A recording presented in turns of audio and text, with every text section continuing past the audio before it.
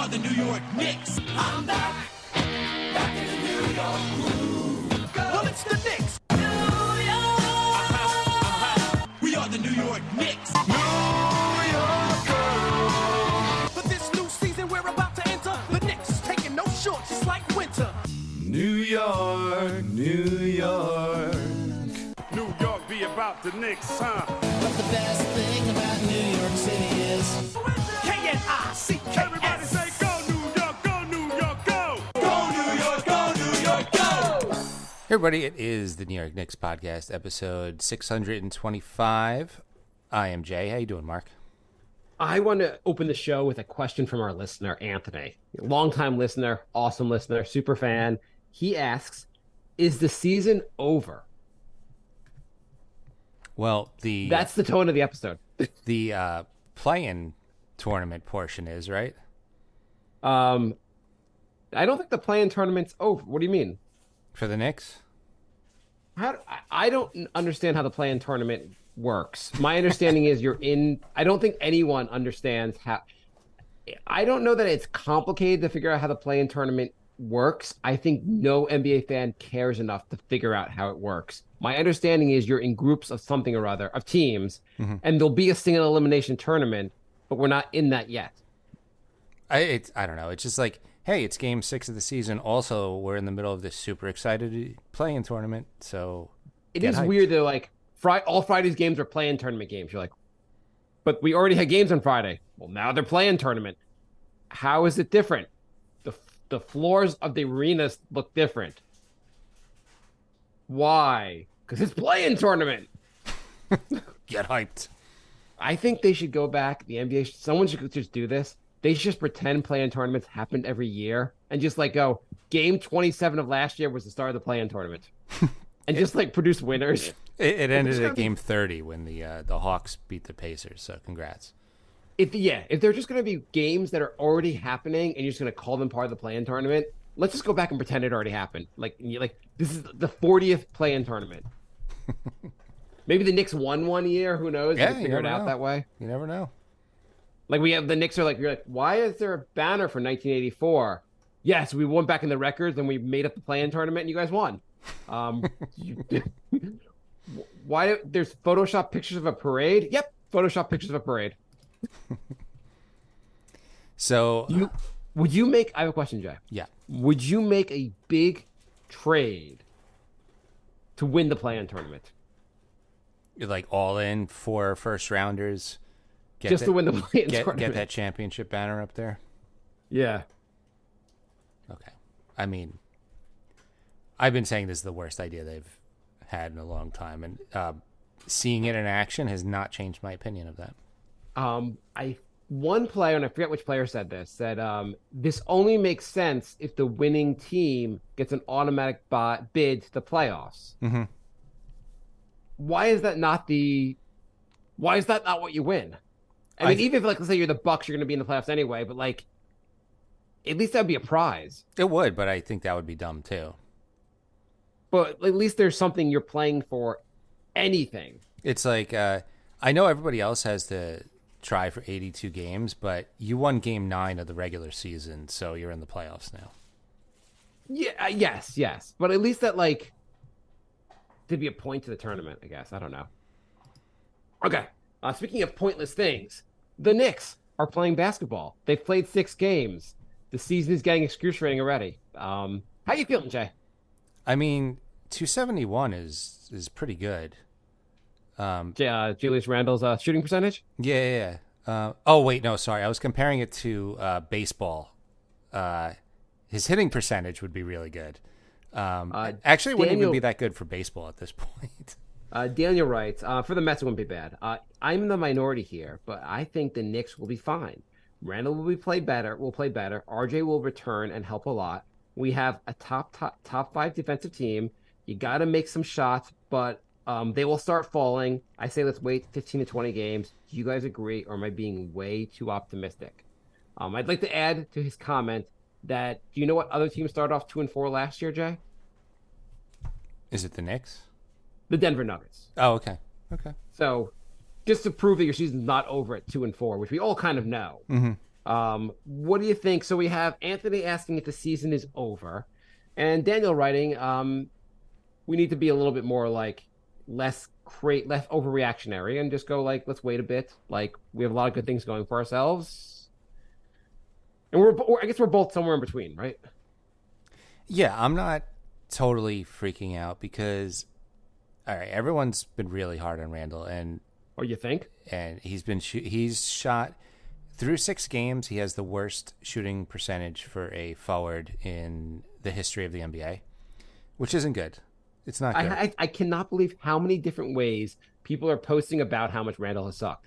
They're like compared to like all time, like they're just finding new and interesting ways to point out how bad he's been. Can I put a bright spin on this? But by the way, also then I've seen that, and I see people posting a picture of a video of Toppin dunking, being like, "Oh my god, I wish we had that." Toppin. I mean, Randle sucks. Toppin hasn't been that good in Indiana either. It's not like we gave up some guy who's doing much of anything in Indiana. But okay. Go put a positive spin, Jay. Okay, so his shooting isn't there right now. No, I don't expect it to stay this bad.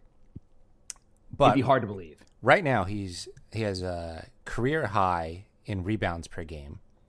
How many? 10.5 a game. Okay. This is the second best season for assists. 5.2. How many? 5.2. Okay. It is a career high in steals per game. How many? 1.0. Okay. Wow. 1. It's good. One steal a game is good. Okay. Yeah. Turnovers, his least amount of turnovers per game in 6 years. Okay. And his fouls are the second lowest since his rookie year where he played 1 game. So the lowest Jay's of his hot career. take here is Randle's actually having an MVP season. You're just not smart enough to realize it. I'm just saying everything else is there. If his shooting percentage went up, he would be right back to like, really good Randle. Like all his other stuff is there. I mean, it really is the whole team right now. Everything you're going to get worried about. If Randle was just hitting shots, the Knicks would be. I mean, also the refs didn't screw the Knicks. Forgetting that part of it. If Randle was hitting shots, the Knicks would be at least 4-2. Yeah. Instead of 2-4. Like Randle has been atrocious. If he's just shooting how he shot last year, or even a tad below, Knicks are 4-2. They're 4-2, or maybe even 5-1. Yeah.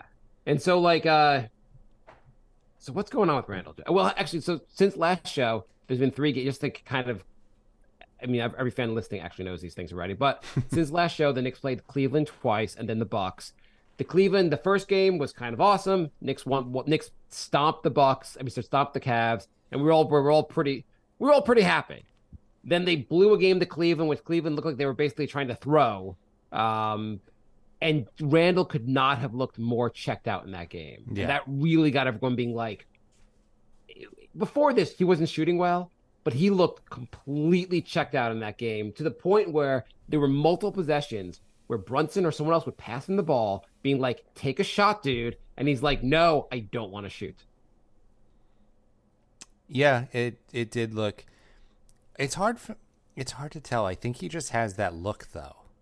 Like some women have like resting bitch face. Like Randle has resting checked out face. He's got resting I'm unhappy face. Yeah, I guess resting checked out face. But it wasn't just the rest. It wasn't just like people give him too much crap for like the expressions he makes. But it was more like, I don't want to be involved in the offense, like through actions. Like he's like, take the ball back from me. I don't want the ball. I don't want to participate. Hey, I'm not going to even try on defense. I'm not going to hustle back. I think he's in his own head with the shooting, and it's affecting like his aggressiveness, and like he knows he's in a huge slump, obviously. And I mean, this is brutal.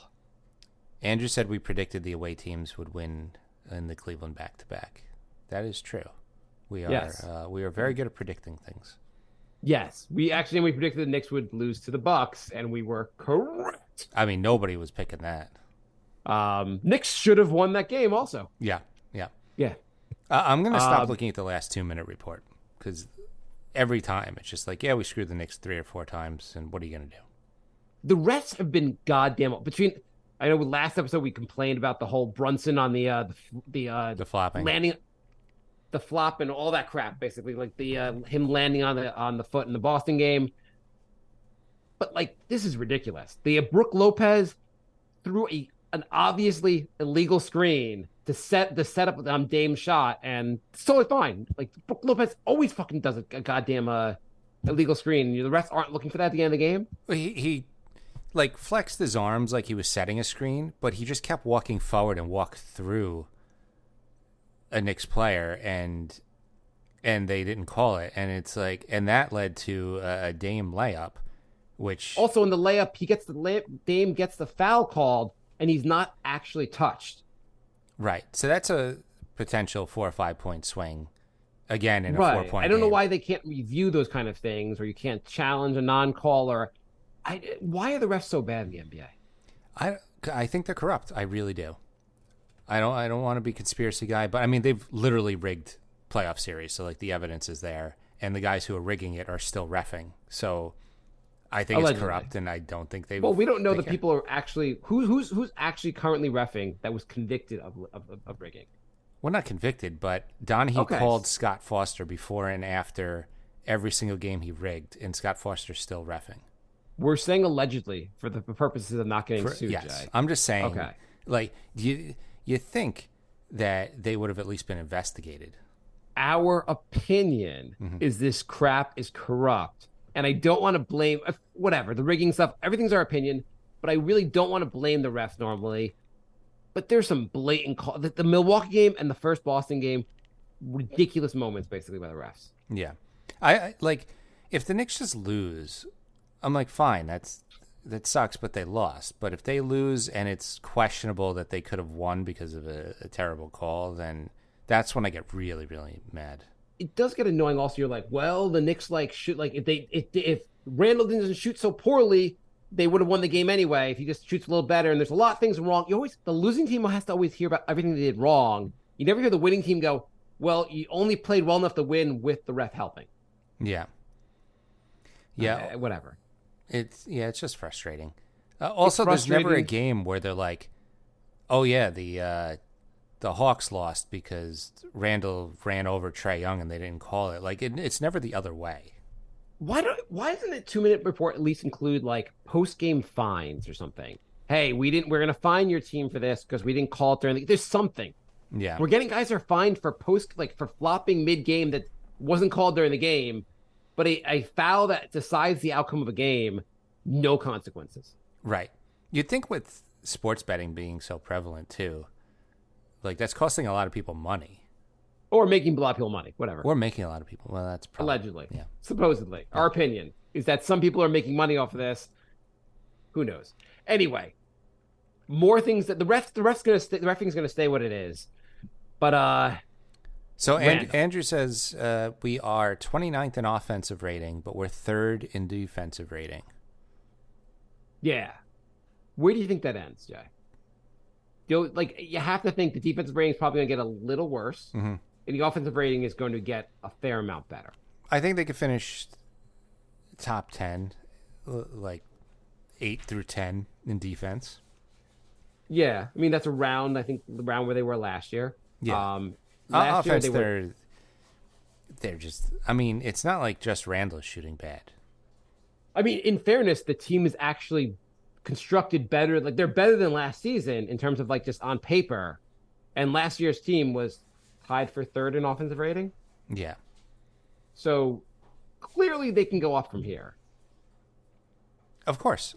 I mean, this is the bottom, Jay. This is the bottom until they lose tomorrow to the Clippers. Even though Brunson had an amazing game against the Bucks, amazing. He had a couple off nights as well. It's yes. Most of I can't think of a Knicks player who hasn't had an off game yet. So RJ's hasn't been that off. He just hasn't played the last 2 games. RJ is supposed to be back next game against the Clippers. So good.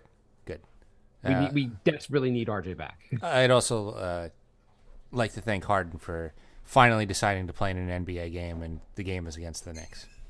They're starting Harden, Westbrook, Kawhi, Paul George, and I think Zubik. Great. Interesting starting lineup. Yeah. Yeah. I mean, that's like, yeah, I don't know. It's not big. It's not a big lineup. I mean, they called it I think they're calling the lineup 5 guys that aren't going to be healthy in the playoffs. Or 5 guys that need 35% usage rate. So 5 guys who are moments from demanding a trade. I mean, didn't Westbrook ask out of Houston because of Harden? I'm pretty sure he did. I thought Harden asked that. Oh, Westbrook was before Yeah, or after Westbrook Paul? asked out before Harden asked out. The Westbrook was after Paul, right? It was Chris Paul, then Westbrook. Yeah. And Westbrook, I don't think Westbrook and Harden played well together at all in Houston. That was just problematic. Good. So, yeah, we'll see how this goes again. More stats. The Knicks are 30th in true shooting percentage and 30th in effective field goal percentage. Thank you, Andrew. They have been glaringly bad on Andrew, what's their 3-point shooting? Where are they in 3-point shooting? I think the true shooting percentage is also affected with the dismal free throw shooting. Everything they do when it involves trying to put the ball in the basket, they're not good at. Right? Yeah, they've been pretty bad with that. Yes, but they've had a couple of good nights from 3. They've had 3 games where they shot like 40% from 3. Yeah, isn't no, IQ is the opposite. IQ wasn't shooting good from 3, but he's shooting like 57% from the 2, which is really good. I mean, they're all the stats are it's small sample size. Everyone's having a weird start to the season. Okay, so I guess the question here. Well, actually, let's go to the other two questions we have from fans. 24th in 3-point percentage. Okay. Base Knick fan writes, going forward, who do the Knicks need more, RJ or Randle? I would say Randle. This is like one of the smallest teams ever if you swap out Randle. It's really not even a knock against RJ. It's more just they don't have other forwards on the roster. If you don't have Randle at the power forward, you're either going real small or playing Ihart there, which is just 2 centers, which is idiotic also. They have a glut of guards, so I guess like RJ is more replaceable. Right. Yeah, but I think RJ's not a knock on RJ, but yeah, if Randle's gone, you're starting like Hart and then RJ at the 4 or Hart at the 4. It might work against some teams. That's not going to work against a lot of teams. Yeah, I mean, I'm very much looking forward to RJ coming back. I think his play might be vital for them getting back on track. But yeah, it's hard right now to say like Randle's very valuable, which makes it even more frustrating. How bad this is going. Yeah. Nigel writes, despite Grimes shooting the 3 well in the previous game, should we swap him for DiVincenzo in the starting lineup? This would allow Grimes more opportunities to shoot the ball with the bench unit whilst keeping bench with a strong defensive player. It's not a terrible idea. IQ and Grimes coming off the bench. That's a lot of firepower. I mean, the defense, though, has been good all around, including the second unit. Maybe they do with RJ, do the same thing with Grimes. So, like, you know how they take RJ out halfway through the first quarter and bring him back with the second unit? Mm-hmm. Why not do the same thing with Grimes? Take him out halfway, bring in DiVincenzo, and then just bring those guys back in with the second unit. Yeah. I would like to see Grimes more with the second unit. I agree with that idea. The other thing, though, is, like, Grimes tends to guard the best player in the starting lineup of the other team. And if he's not doing it, then is it DiVincenzo doing it? Well, this is what I was talking with the Knicks recap about this afternoon. I would do another podcast, Jay, without me? No, just on X or Twitter, formerly known as Twitter. So, and like normally when you have a situation like that, you can do it based on matchups. Yeah. But Tibbs seems to just have a plan, and he never deviates from that plan. It doesn't matter who they're playing, what the matchups are. He's just like, yeah, this is my minutes allocation, this is my rotation, and I'm not going to deviate from that unless somebody gets into foul trouble. And I agree, they should maybe start Dante if they're playing a smaller team or the matchup is better, and start Grimes if it's a better shooting guard or something. You know what I mean? Like, he doesn't you can be seem to make as flexible. He doesn't seem to do a great job making in-game decisions. Like, so the second game against Cleveland, I'm watching Randle not even want to be part of the offense in the fourth quarter. Mm-hmm. And I was like, just get Randle off the court. I don't care if you have to go small. Randle doesn't want to participate right now. Get someone else on the court. Yeah. How do you not bench him there? And there's been lots of, I guess people also were complaining in the Milwaukee game. They were like, IQ was playing pretty darn well. How do you remove him halfway through the fourth quarter? How is he not there at the end of the game? You just need someone else who could score. Yeah. It's almost like that's what he decided before the game started, and he's going to pull him at the 6-minute mark, and that's what he did. I mean, he could argue that maybe he's just making this. He doesn't always have the same closing lineup for both the first half and the fourth quarter. So I guess he is making in-game decisions, but sometimes they seem baffling. Mm-hmm. Yeah, there's a lot of times where somebody seems to be really hot, and then they'll just sit and sit for like a really long time, inexplicably. It's like, I'm going to sit this guy for like 9 game minutes now, and it's like you're just icing him. Like, why are you doing that? So I guess that brings a question. So people were talking about, like, does Tibbs get extended? And I'm wondering. Well, first, can you blame the Knicks are 2-4? Do you blame Tibbs for the cold start? No. Why not, Jay? Like we said, they're 4-2 or 5-1 if Randle just shoots a normal percentage. That's not Tibbs' fault. Right. I guess it's not like, hey guys, I can do a lot of things here, but you guys have to make your shots. And what Tibbs was saying is that he is doing the other things, which I pointed out he is. Like, you got to think if he's rebounding and passing and doing everything else, you got to think like the shot's gonna fall at some point. Yeah, no. They asked, and I don't have the quote here, but they asked Brunson about Randle and his struggle, and his comments were just along the lines of like, we're just here for him, like we're supporting, we're trying everything to get him going. It was, and I saw someone had posted the comments Brunson had made, and their comment to this was, "May you one day find a woman as supportive as Brunson is to Randle."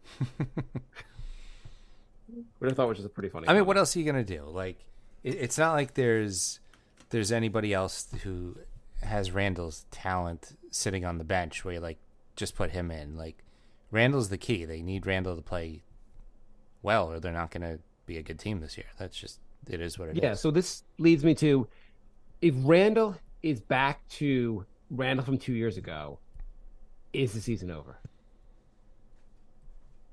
I don't know if it's over, but they're definitely going to be like play-in tournament team, not fourth. I mean, are they even a play-in tournament? If Randle is sucky Randle, are they just screwed?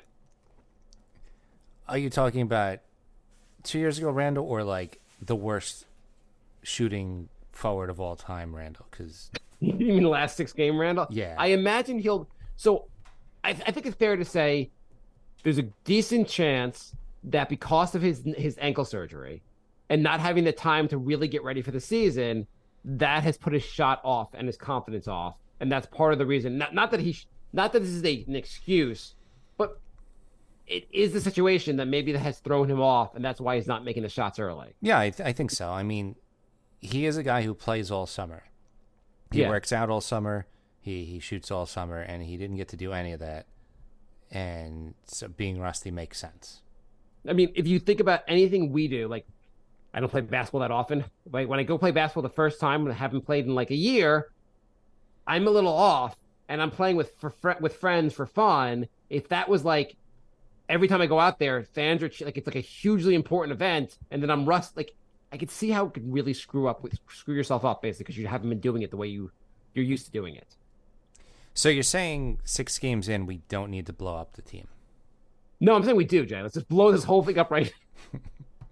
No, of course, obviously, he will regress. As people now have, like, I find lots of Knicks creators out there explaining what the word regression means. Because regression doesn't always mean bad thing. You can regress to the mean in a positive way. Mm-hmm. He's going to shoot better from here. He's going to go back to more of his career norms. He's not this bad. Right. Is there a chance he's the new Ben Simmons? No. Like in two or three more games, he's gonna be like, I can't play anymore, guys. I'm done. My butt hurts. My butt. I just can't do it. I'm just done. I can't. I'm scared to shoot. I'm done. No.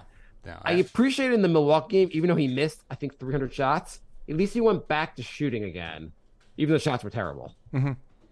Like I'm like the Cleveland game, he was really like, I don't want to shoot anymore. There was a moment when I think Brunson and Randle were talking, where you could see them. The camera went on them, they're talking, and you couldn't say exactly what they were saying, but it just seemed like basically Brunson was saying, "We need you." Like we need you basically right now, and Randle being like, I just don't have it, and like, we need you. And then the following possession, Randle tried to force up a shot and just bricked it. Mm-hmm. But it seemed like that was.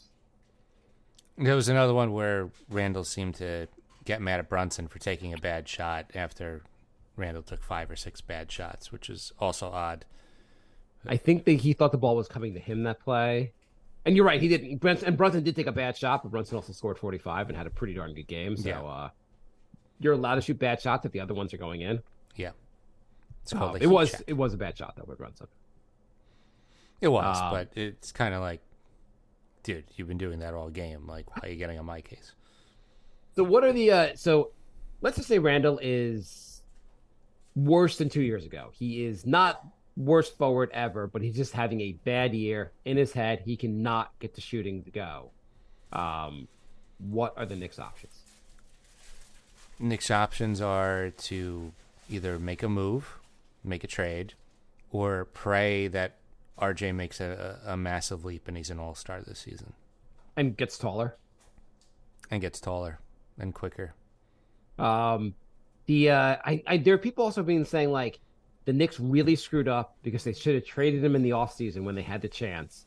What are the chances you're going to trade a guy coming off 2 out of 3 seasons where he was an all-star? Yeah, I don't think I don't think they should have done that. I think they should have had I think Dante is an upgrade from Obi, but it was in a position that they don't need. Right. They should have gotten a forward instead, because they should have gotten at least a 3. Dante and Hart they do the same exact things. They're pretty much the same player, and they have a bunch of guys that do similar stuff. Yeah. At the guard position. Yeah. With not enough minutes really to go around for those guys. Well, everyone can play 25 minutes, just no one can play like 35. Well, I mean, like Grimes and Dante and Hart, like you got 3 guys that are very similar, and then you got IQ, who's trying to get minutes because he's gonna be back up to Brunson.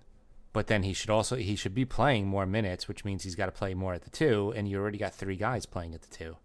So, right. Well, you're sliding guys over. You're sliding guys over. But there's some big, long teams in the league, and sliding shooting guards over to small forward or power forward is not a great system. So here's my idea for the Knicks, Jay. We get 9 guys who are as tall as Muggsy Bogues, and then we lower the basket to 5 feet, and just like have guys like just have to bend over the shoot. Can we do those things? I've noticed in other sports like baseball, you can have different dimensions for your stadium. Mm-hmm. Can we have different dimensions for our basketball court? I was thinking of just having 2 to 3 guys at every position. Well, that would be crazy, Jeff. Crazy talk, I know. We've had years we don't have a point guard on the roster. Like, it's just, this is how we roll. We have to just screw up some positions. Yeah. Do you think it'd be fun though to have like I forget the Muggsy Bogues thing, but like have different arena like different courts for different teams? Like baseball has different dimensions for a home run in different ballparks. Which I find insane, but yeah. Like one court is like super wide. You can take like, you're like 28-foot side shots. Yeah. We're playing the Knicks tonight. Shoot, they play on the 11-foot basket. This is going to be annoying. I mean, that would be funny, but... It'd be kind of funny. Oh, God. Sacramento uses that trampoline. Oh, man, I've got to learn my trampoline moves. Yeah, so trading the Knicks with trading Randle in the offseason just seemed ridiculous. Mm-hmm. But it's clear they should have gotten... When you traded Obi, you should have like gone like, hey, we might need another forward. I mean, like that was a glaring issue in the offseason. I don't know why. The whole Obi saga is insane because they drafted him instead of a point guard when they needed a point guard, and then they traded him for a shooting guard when they needed a power forward. It's like, how'd you screw up that transaction on both sides? You know what's amazing also is, well, you know what? I mean, not thank God. I wish the best for Obi, I guess. But if Obi was playing well now, people would be losing their goddamn minds over the fact that Knicks traded him for like a bag of peanuts. Yeah, absolutely. Luckily, he's been just like, instead of playing 16 minutes for the Knicks, he plays 18 minutes for Indiana. He gets an extra dunk. He's not doing that much. Like, he's basically the exact same player he was on the Knicks, on the Pacers, which should have been obvious to everyone he's going to be the exact same player.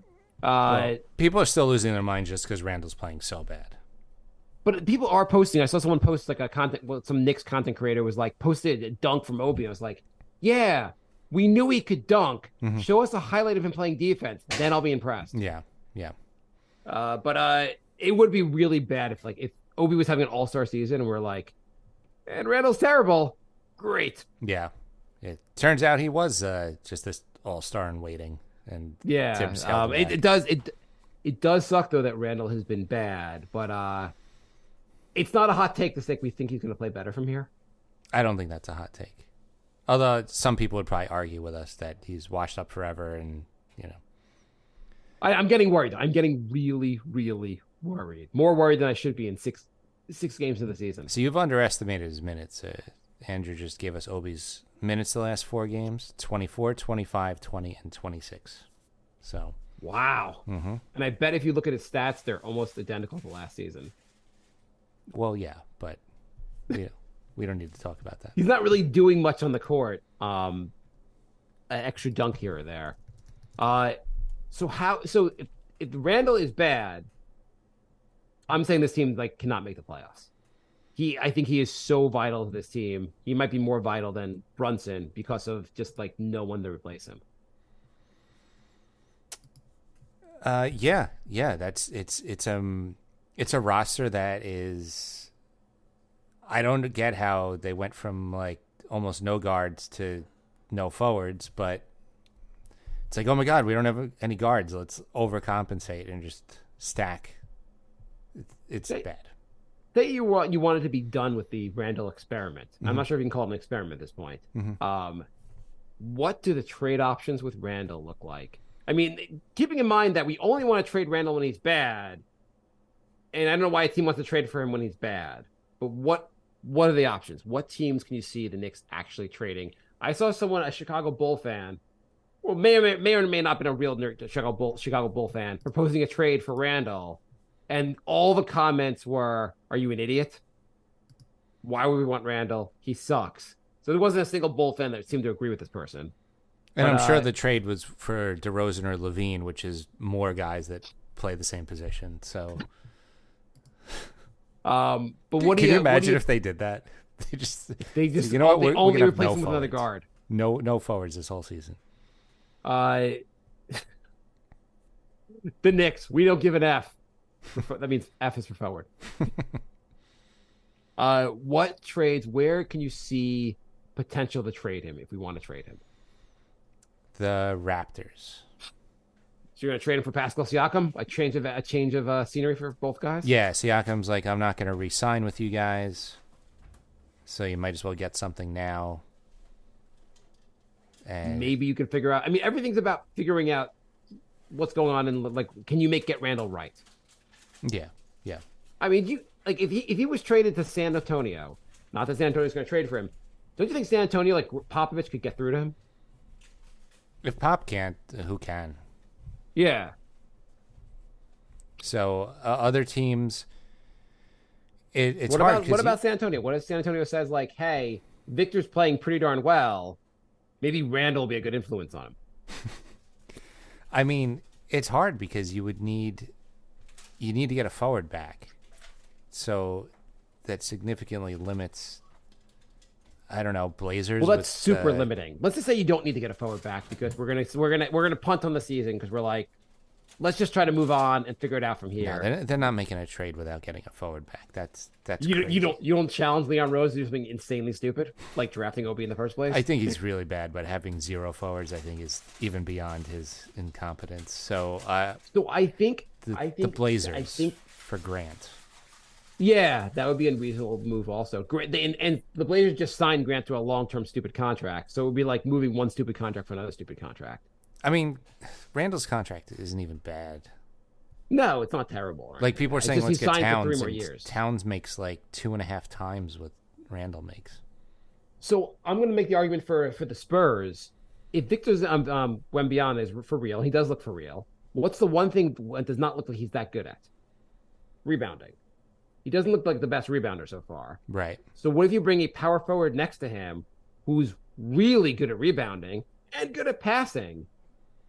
Could that be a good tandem? Are they even playing him at the?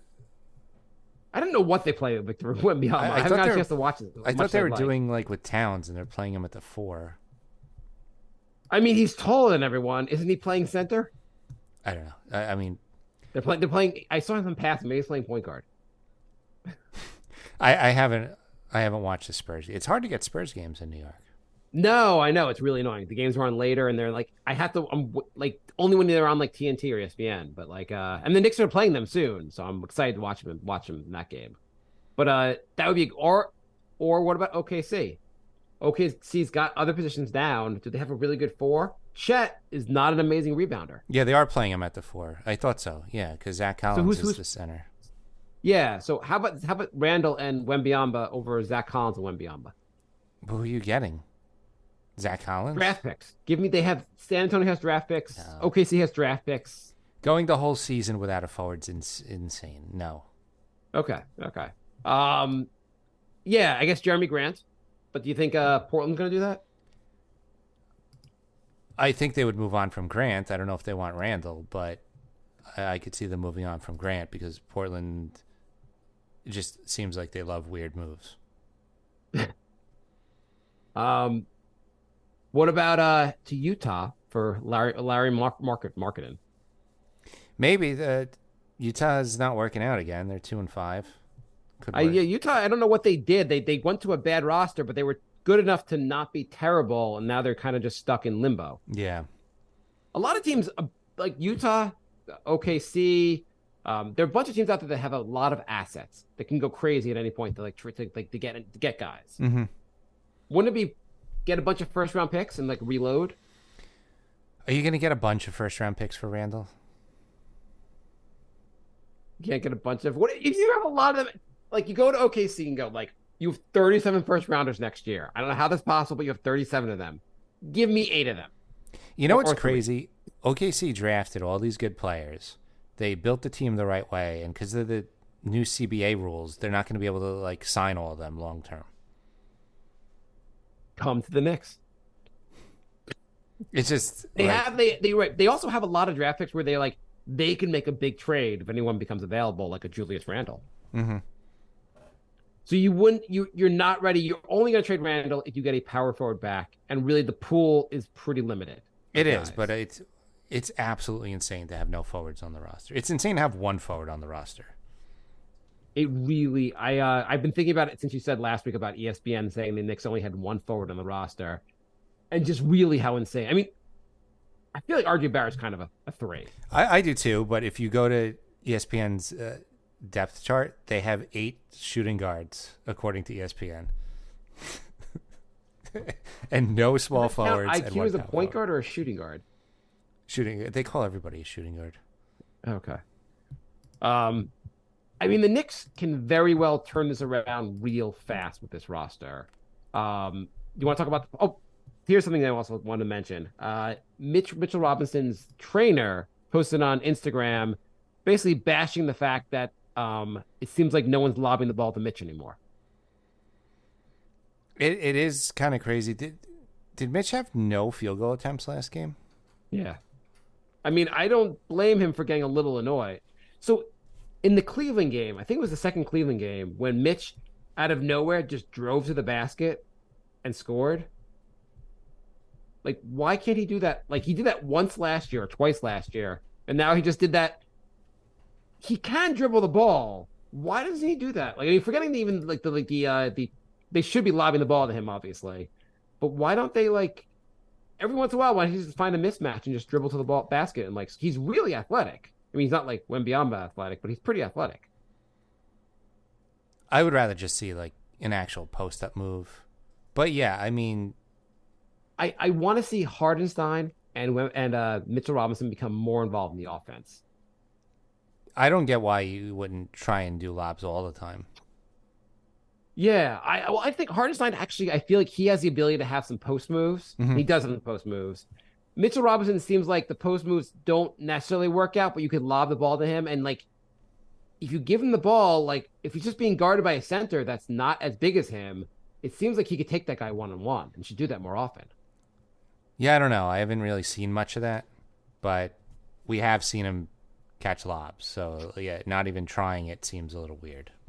He did it in the Cleveland game. I remember at least twice last year when he did it. I know this is a very small sample size, but I feel like he could actually dribble the ball a little bit and like be a bigger part of the offense. I don't know why I don't know what the hell Tibbs is doing with like, I don't know why he can't go like, hey, here's something we can do that could be a problem for the other team. Mm-hmm.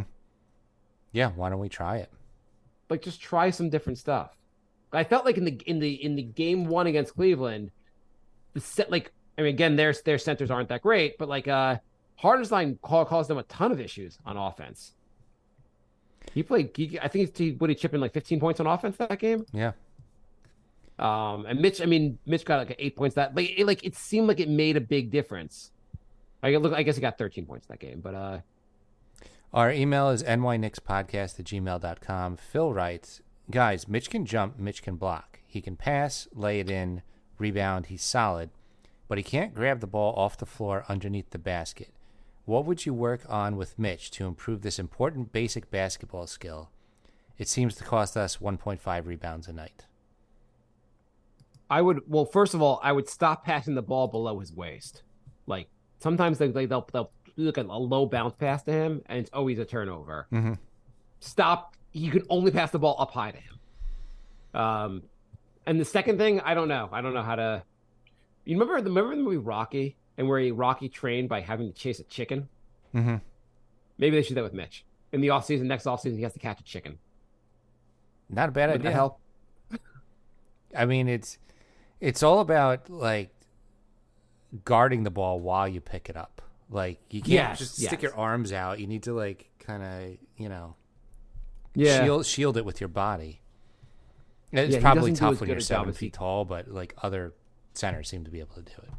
He could be quicker about grabbing the ball when it's low, and he could be able to like the ball gets stripped from him a lot. You're right. Yeah. And Jonathan writes, I know everyone is hating on Randle now, and rightfully so, but I do believe he's going to be a lot better. The shooting especially is going to improve. The only thing that worries me is his attitude. That clip on ESPN when Brunson took the bad shot at the end. Damn, that's not a good look on Randle, basically walking down the court, specifically when on the first half he was taking a lot of bad shots and missing them all. Thoughts? It was also like he's walking down the court on like a key defensive possession of the game, like probably the biggest defensive possession of the game, and he's like, "Oh, Yeah, that's the kind of stuff where if I was Tibbs, I would just be pulling him. Even if it's just for a minute. You pull him and you say, get your act together on defense, or I'm going to keep pulling you. And then I think there was like a minute to go in the game, so like you really didn't. Well, you call a timeout, something. Yeah. I don't know. Speaking of timeouts, the challenges, if you get the first challenge right, you get a second challenge. But if you use the second challenge, you lose a timeout, even if you're right. Yeah, that part seemed really like why penalize you for using a challenge to fix the referee screwing something up? Right. So nobody's using their second challenge because they don't want to lose a timeout. I don't know. Not great. Another issue that I wanted to rant about. I'm starting to. I guess I think the team is good on paper. They'll play better from here. But I'm starting to be disillusioned with the notion that Leon Rose has been awesome with the draft. Do you still think Leon Rose has been awesome with the draft, Jay? I never thought he was. So thank you for coming to the dark side. A lot of fans have been going on and on about how amazing Leon Rose is with the draft.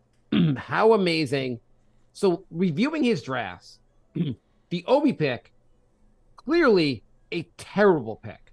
Especially Halliburton looks amazing. Devin Vassell looks awesome also.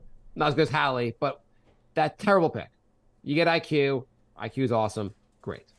So you got one of the two picks, but you messed up. You botched a pretty big pick in the Obi pick, especially when you had no point guard on the roster, or no point guards at that point. Yeah.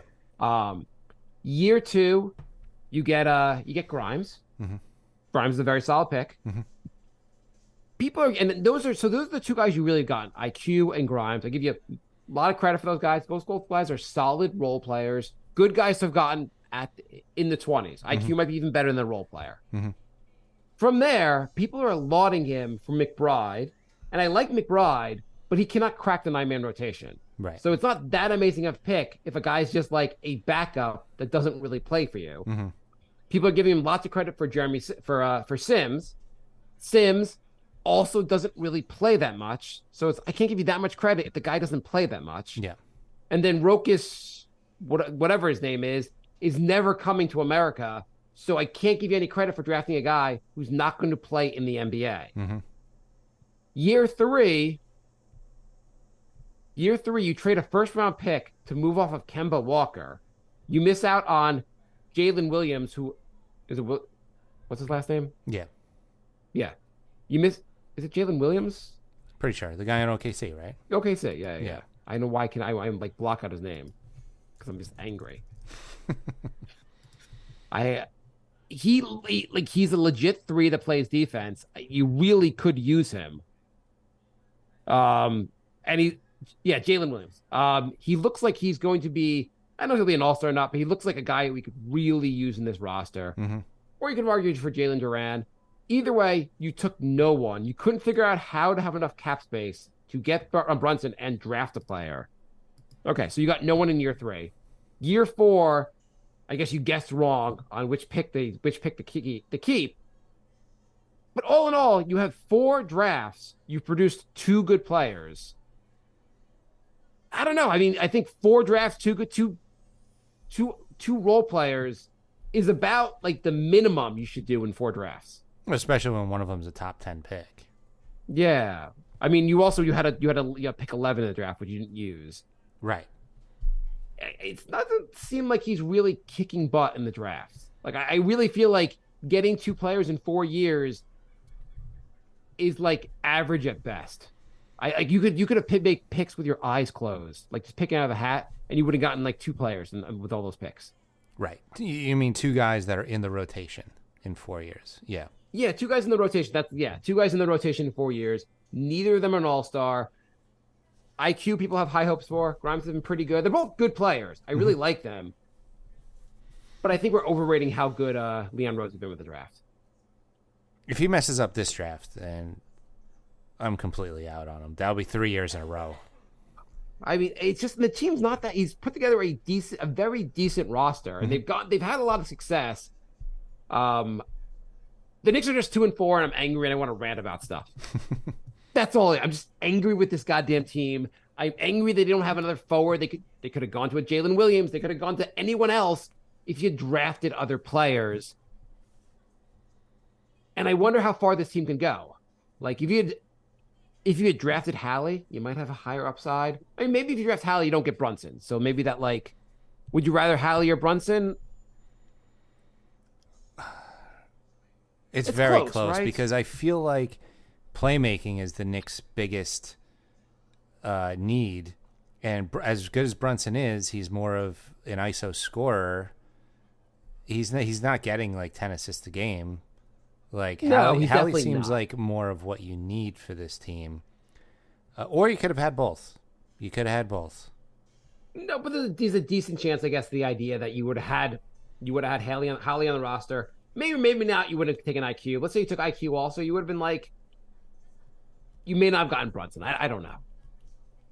Okay. It's hard to say what you would have done if you had one of those guys. Also, as good as Halliburton's been so far, he hasn't been like, it's not like he's produced, not like the Pacers are amazing. Even the the other night he had like an awesome game, and they still lost the game. Well, I mean, they're starting Obi. They are starting over. I mean, if you had Halliburton and Brunson, it didn't work out. You could have gotten a lot more for one of them than you got for Obi. Yeah. Yes. I always say you draft the best player, and if he plays the same position, then you make a move. But like, why not get like the most talented team you could possibly get? What if you say draft the best player, especially if the best player plays a position you sorely need? Right. Yeah, it was like a double. Yeah, it was pretty brutal not taking the point guard when you need a point guard. And the Jalen Williams thing, not that I knew he was going to be awesome, but the Knicks really needed a good 2-way 3. And he's sitting right there, and the Knicks are like, how are we going to clear up $9 million in cap space? It's impossible. This Kemba Walker contract is just a complete disaster. I don't know what we're going to do. No team has ever been able to clear out $9 million in space before. All I know is the Knicks then traded, like, they did a couple of other trades. I still don't believe I don't have to go back and do the math on this. I still think they didn't need to actually move. They need to trade a first to get off Kemba's contract to make this work. No. Or they could have stretched Kemba's contract. Right. Yeah, they Like, could have you're stretched it and having- you're like- drafted a guy. Yeah, you could have stretched the $9 million, make $3 million a year for 3 years, so you could use the number 11 pick in the draft. You know how you spend a whole season sucking, and your reward was number 11 pick in the draft, and you're like, I don't want that reward. If it means me paying $3 million this year, next year, and the year after, God forbid I use that award, that reward, whatever. Okay. So how do things get right, Jay? Brunson starts shooting better, obviously. That has to happen, right? You said Brunson, and I think you meant Randle. Sorry, I meant Randle. I meant everyone. Oh my God, I hate this team. Yeah, I mean, Randle's got to shoot better. How else does this get better? everyone needs to be more consistent. It's you have a good game from Brunson, then you have a bad game. You have a good game from Grimes, and then a bad game. It's also, like we said, getting the big men more involved, especially Mitch. Like, he's going to get pissed off if he's getting 2 to 4 attempts a game. Like, I'd be pissed off. I have a trade the Knicks should do actually right now. Okay. My hot take: the Knicks should trade for last year's Josh Hart. Have you seen him? I've not seen him, but Josh Hart that got the deadline was goddamn awesome. I've yet to see him play for the Knicks this year. He's lucky Randle's playing so bad, or he would probably be the target. I mean, he's really just disappeared. He's scared to shoot.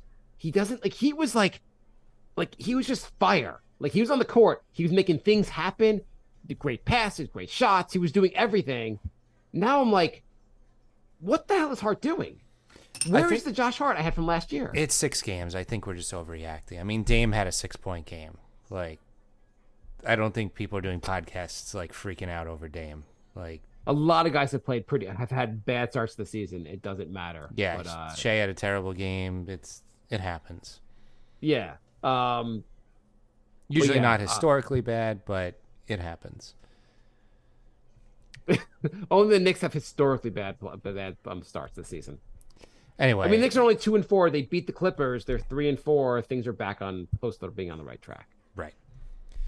We have a Patreon, patreon.com/NY Knicks podcast. I would like to give a big thank you to our newest Patreon, Jason. Thank you, Jason.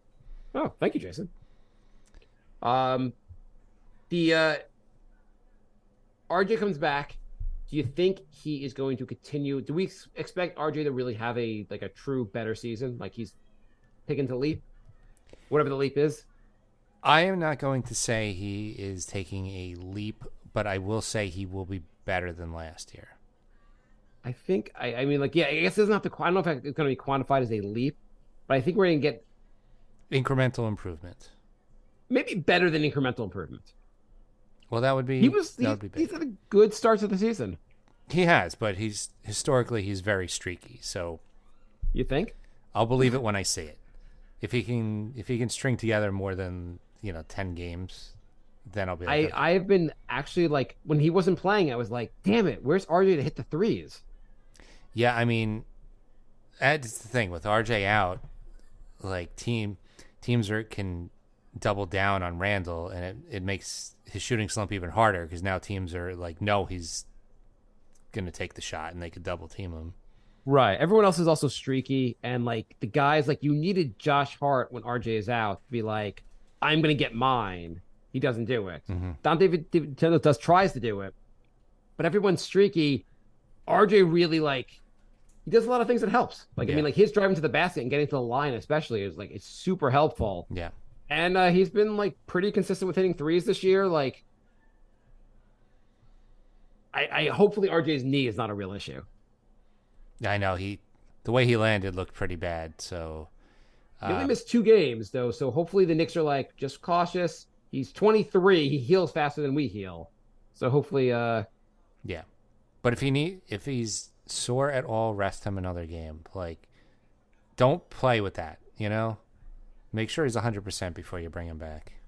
Oh my god, I've had enough of my New York team's players getting injured. The Knicks got to be healthy this year. That is the key for things to work out for the Knicks. Honestly, I don't want to hear about Randle's ankle. If it's hurting, sit him. Well, I don't think he's complained about his ankle. I know, think it's just more the rust. The Knicks. We'll hear about it 3 months from now. Randle's in a lot of pain at the beginning of the season. If it's bothering him, sit him, rest, get 100%. Did you know for the months of November and December, Randle actually played blind? He couldn't actually see. That was the explanation. He had surgery, then he could see again, but he was literally blind. I mean, it's not like the Knicks haven't done this before. Then what? Just played a guy who was injured, and then after the season, oh yeah, he was really hurt. They did that in the Amari seasons, and they've been doing that forever. Guys always come out with injury. I mean, there wasn't that LeBron that won finals where afterwards he's every muscle in my body was broken during the series. Yeah, he came out with a cast to the post game. Whatever. I mean, and Randle was injured. Guys are injured in the playoffs. So on the positives here, the Knicks defense has been really good. Yeah. It looks 1-9, except for the fact when Randle is lollygagging or just not into the play. When he's trying, the whole defense looks great. Randle wasn't terrible against Giannis. No, he wasn't terrible against Giannis. I really just was more frustrated with the play, the 1 or 2 plays where he kind of just walked down the court. Yeah. But it's not Giannis was going off. No. I mean, and it's hard to. Dame had a good game. Dame was just a really hard player to stop. But the Knicks defense overall, the one thing you have to say is the Dante DiVincenzo, he's not as tall as Obi. It'd be helpful if he could play power if he was a forward. But DiVincenzo plays better defense than Obi. Really, you help solidify every 1-9. Everyone can play defense. Yeah. I mean, Randle when he feels like it, but I'm dude, if you can play good defense against Giannis, you can play good defense against Jason Collins. Come on. So I really think this team has a very legit chance of being a top 5 defense this year. Yeah, I know they rank 3 right now. They top 5, top 4 defense. If you can get to a top 15 offense, that's a pretty good season. It's a playoff team, a solid playoff, not even a play-in tournament. It's about where they were last year. Yeah. What do we got predictions, Jay? What do we got coming up? So before next episode, we're recording, I guess, next Monday. Yeah, then you were going away to Thailand? And I'm going to Thailand for 2 weeks. So. Okay, I'll have to figure out shows without you. Yes. Okay, we got... So tomorrow they have the Clippers. So before next Monday. What day are we recording? We're going to record Tuesday. Oh, no, you can't do Tuesday. I can't do this. We're going to do it during the... We're going to have to record Monday. Okay. Oh, we can record Sunday night if you want. Okay. Either one, but Sunday night, the Knicks play at 12 o'clock on Sunday. Okay. So at least 3 games. We can figure this out. But anyway, the Knicks have the Clippers, the Spurs, Charlotte. At least those 3 games before next show. And Boston, I guess. What do you think's going to happen? 3 wins. Okay. So Clippers, win or loss? Win. I don't think Harden and them will have gelled, so I think we should beat them. Mm-hmm. Spurs, Wemby? Wemby might have a career high, but I still think the Spurs are beatable, so I'm going to say win. I think the Knicks have a lot of size. Well, I know that we're a small team, but we have Mitch and we have Ihart. I think we're going to cause problems for Wemby. We're going to beat the Spurs. Mm-hmm. Charlotte, that's a win, right? It better beat. You got to beat Charlotte. Yeah. And Boston rematch. Revenge game. Have you listened to Bill Simmons' latest episode or latest podcast? I don't think so. So he was going on about how this Celtics starting five may be the greatest starting five of the millennium, basically. Basically, since 2000, this is the best starting five in basketball. He was just going on and on until one point when Joe House is like, they've played 4 games. Can we hold our horses here? But he, like, it was as if, like, it was, what is even like the greatest of, like, he's comparing them to like Kobe and Shaq and like all the other starting five. I'm like, this is absurd. Yeah. But I guess he's got to get that in now while those 5 guys are healthy. Because I'm thinking one of them's going to be injured soon. Porzingis. But they look pretty nasty in the starting 5 right now. Yeah, they definitely did. Yeah. Right now, I would say they are the early favorites out the East. To play Denver, who looks like they're going to repeat. Yeah, I'd say so. If you're Ja's teammates, you're probably really pissed off, huh? 0-6. You're pissed off at Ja, or Ja's like, what the hell are you guys doing without me? How are they 0-6? They're really bad. I don't know. You know what? Steven Adams. They spiraled. Adams is out. They spiraled without Adams last year, even when Ja was there. He He was kind of the glue that held that team together. Yeah, they are really they're terrible. Well, yeah, Andrew said they were good without Ja last year because Tyus Jones was like a really, really good alternative, and he's not there either. So no, but he's in Washington. Washington sucks. Yeah, because Washington is playing, Kuzma and whatever the hell else random guys they got there. Kuzma is another guy if you want to trade Randle. Though I don't know if Washington wants to take on. Well, I don't know. Oh yeah, they lost Dylan Brooks, who is lighting it up in Houston. Yeah, they lost Dylan Brooks. I mean, they lost I don't know what they're doing.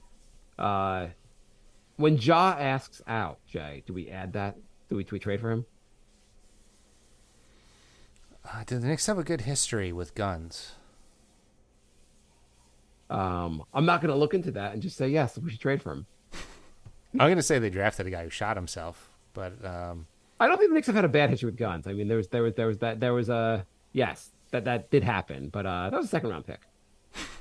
I mean, there's not a long list of NBA players who got shot. The Knicks do have one though. No, I mean, I guess you could argue, are the Knicks the right organization for a troubled young man? Andrew said we do need somebody who could shoot. There you go. Exactly. He's out 25 games. Zion, he's not injured yet, so he's looking pretty good till he gets injured. Mm-hmm. Any other around the NBA stuff you want to mention before we go? No, I think that pretty much covers it. The 76ers are not missing Harden because Maxey is playing like a goddamn all-star. Did we even talk about, did Harden happen between this episode and last? Oh yeah, it did. So what do you think of I know we're going to end real shortly, but what do you think of the James Harden trade and who we're playing tomorrow night? I'm actually surprised that Philly got as much as they did. What did they get though? They got a pile of fill-in in terms of players. Mm-hmm. They got, I think, a couple of they got like all protected draft picks, didn't they? Yeah, they got Morris, Batum, a pick swap, and 2 draft picks. One of them protected, I think. I thought both of them protected, but I could be wrong. But they didn't get much for him. I didn't think they got a whole lot for him. Not a whole lot. And then they gave up PJ Tucker, who this is the 3rd time he's with Harden now. I feel like they got basically basically Philly was like, okay, you have to throw in enough that we're not completely embarrassed, and we'll do this right now. Mm-hmm. Well, it's working out for Philly. Yeah, I mean they're playing well. Unfortunately, for all those Knicks fans that want Embiid, they're playing pretty well. Yeah. No, they got to unleash Maxey. Maxey looks pretty good. And I know there's lots of people, Knicks fans, posting if only IQ played the same minutes that Maxey would, though he'd be putting up the exact same numbers, which is not true. But I like IQ. Maxey's been playing awesome. Yeah. Just to show how good of a teammate Harden is, PJ Tucker's played multiple games for the Clippers already, while Harden is yet to show up. So, well, Harden wasn't in shape, but now he's in shape to play the Knicks. Yeah. Yeah, thank you. Yeah, really, really appreciate it. Okay, so that's it for our show today. Yes. Oh yeah, Andrew said they got flexibility with money too. Yeah, I mean they didn't get nothing for him. It's just like Harden was not worth a lot, I guess. Well, I mean, you ask out of a team 3 years in a row when you're past your prime, like, I don't know. It's a gamble. I mean, he's an expiring, so he can just leave the Clippers after this season. I think he should ask for a trade from the Clippers. It would be so funny if he did. It would be really like in game 1, him and Westbrook just like have a fight, and he's like, "It's me or him," and they're like, "Holy shit! I can't believe we traded for this guy." My prediction is he signs a long-term contract and the next day demands a trade. You'd have to be insane to sign for a lot. I guess like if you're the Clippers, I understand from the Clippers standpoint, they were like, we've gone all in for this roster. It's not working out. What should or can we do? Mm-hmm. Like, what other moves were the Clippers going to make? No, that's it. But, I mean, I think they trade Harden before the trade deadline now. They're not. I mean, not Harden. Sorry, Westbrook. Oh, okay. I thought that from the Clippers standpoint, I get it. And you're like, especially because there's only 1 year on Harden's deal, you're like, before this is gone, let's just try to see what happens. Yeah. Like, maybe Kawhi is healthy. Maybe Paul George is healthy. Like, yeah, in theory, if they're all healthy, they'll be really good. I just have no faith that happens. yeah, in theory, we'll see how this goes. But I have, this is not going to work out well. All right. Thanks for listening, everybody. NY Knicks Podcast on Facebook, Instagram, Twitter. What else we got? YouTube.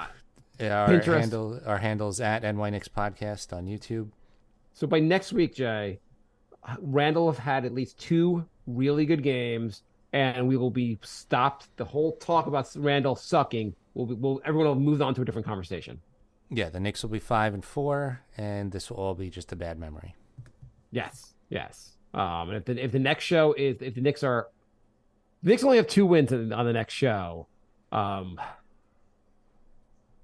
Yeah, that's gonna be a tough show. All right, thanks for listening, everybody. We will be back soon. Bye,